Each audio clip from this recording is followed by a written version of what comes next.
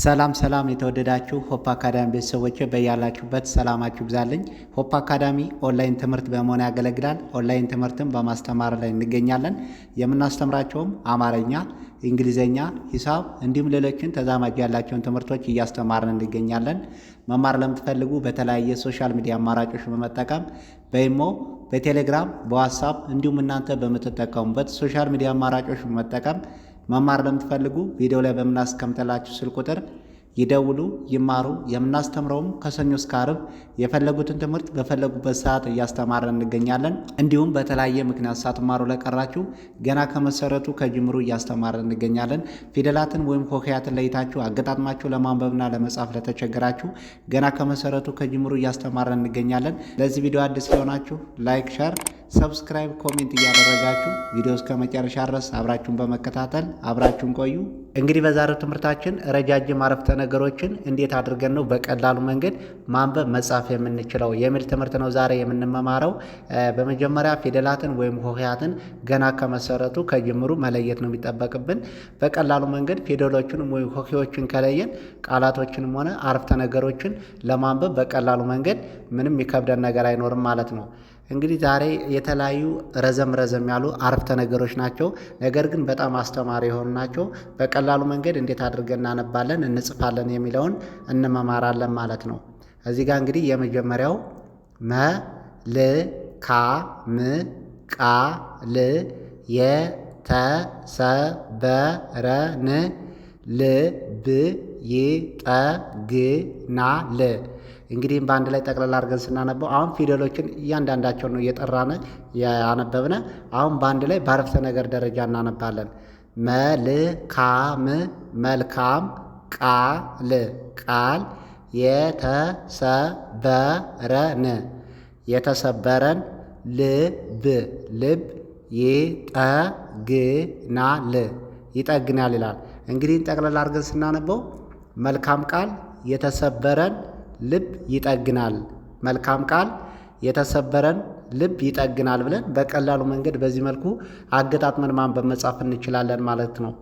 መልካም ቃል የተሰበረን ልብ ይጠግናል። ሁልጊዜም ቢሆን መልካም ነገር ከአንደበታችን የሚወጣ ነገር ከሆነ መልካም የምንጠቀም ቃል ከሆነ ሁሌም የተሰበረን ልብ ይጠግናል ማለት ነው። ቀጣይ ደግሞ የሰውን ልብ ታሸንፈው በቅንነት ነው። ጠቅለል ስናደርገው የሰውን ልብ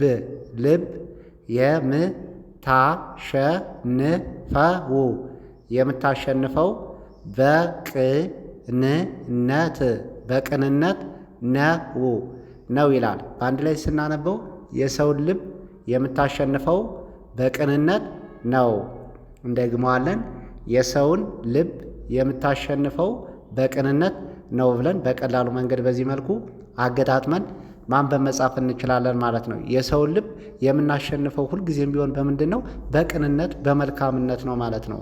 የሰውን ልብ የምታሸንፈው በቅንነት ነው ብለን በቀላሉ መንገድ በዚህ መልኩ አገጣጥመን ማንበብ መጻፍ እንችላለን ማለት ነው።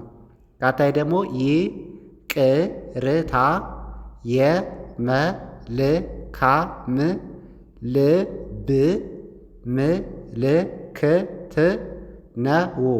ጠቅለል ስናደርገው ይቅርታ የመልካም ልብ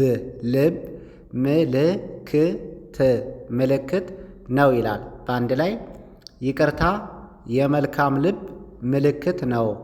ይቅርታ የመልካም ልብ ምልክት ነው ብለን በቀላሉ መንገድ በዚህ መልኩ አገጣጥመን ማንበብ መጻፍ እንችላለን ማለት ነው። ይቅርታ ሁልጊዜ ምንድን ነው?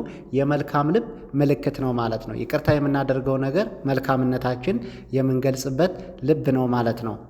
ቀጣይ ደግሞ ንጹህ ልብ ያለው ሰው ሁል ጊዜ ብርሃን ነው ይላል። በአንድ ላይ እንግዲህ ስናነበው ንጹህ ልብ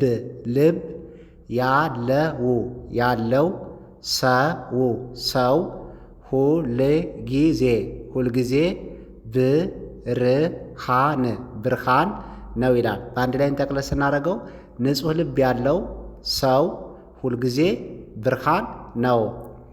ንጹሕ ልብ ያለው ሰው ሁልጊዜ ብርሃን ነው ብለን በቀላሉ መንገድ በዚህ መልኩ አገጣጥመን ማንበብ መጻፍ እንችላለን። ንጹሕ ልብ ያለው ሰው ሁልጊዜ ምንድን ነው? ብርሃን ነው።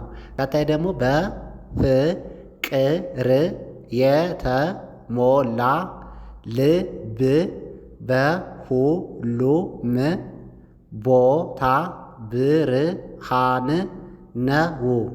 ጠቅለል ስናደርገው በፍቅር የተሞላ ልብ በሁሉም ቦታ ብርሃን ነው ይላል። በአንድ ላይ በፍቅር የተሞላ ልብ በሁሉም ቦታ ብርሃን ነው ብለን በቀላሉ በዚህ መልኩ ማንበብ መጻፍ እንችላለን።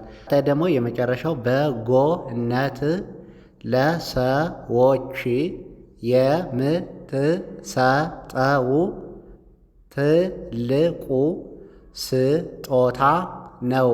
በአንድ ላይ ስናነበው በጎነት ለሰዎች የምትሰጠው ትልቁ ስጦታ ነው ይላል። በአንድ ላይ ስናነበው በጎነት ለሰዎች የምትሰጠው ትልቁ ስጦታ ነው። በጎነት ለሰዎች የምትሰጠው ትልቁ ስጦታ ነው ብለን በቀላሉ በዚህ መልኩ አገጣጥመን ማንበብ መጻፍ እንችላለን ማለት ነው። በቀጣይ ቪዲዮአችን እስክንገናኝ መልካም ጊዜ፣ መልካም ቆይታ